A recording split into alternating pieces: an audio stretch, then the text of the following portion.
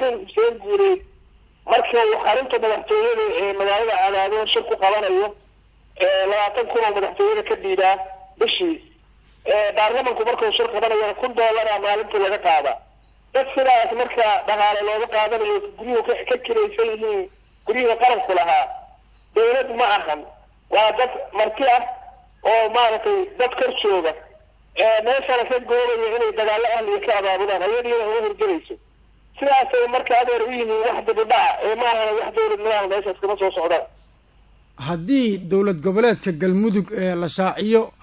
xubnaheeda degmooyinka iyo gobolada oo la dhameystiro suuragal ma tahay in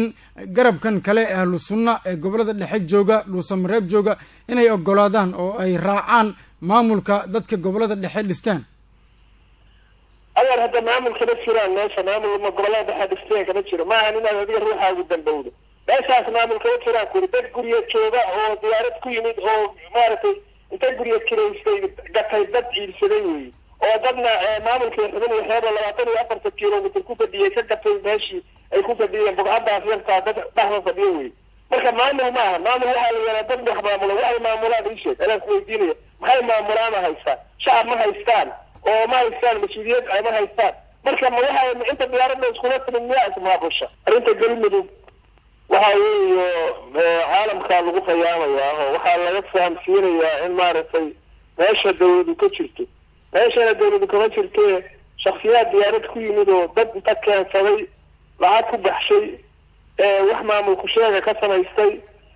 maamulkii xubin iyo xeer oo meesha ka jiro daranka dhulka uu ku fadhiyo maamulkaas oo xubin iyo xeer oo ahaa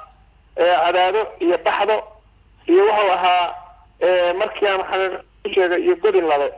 waa 24 kiiloomitir oo dhul ah ayaa maamulka xubin iyo xeer ku fadhiyay maamulkiina dhaqaale la siiyay ragii madaxda u ahaa wasiiradii xubin iyo xeer oo qaylo dhaamanaya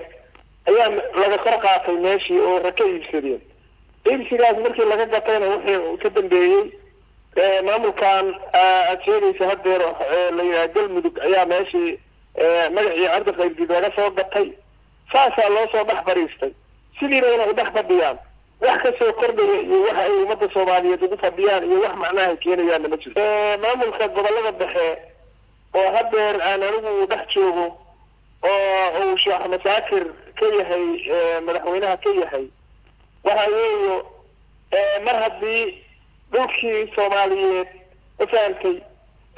iga kac iyo iga durq iyo iga taq ay jirto ayaa duruuftu keentay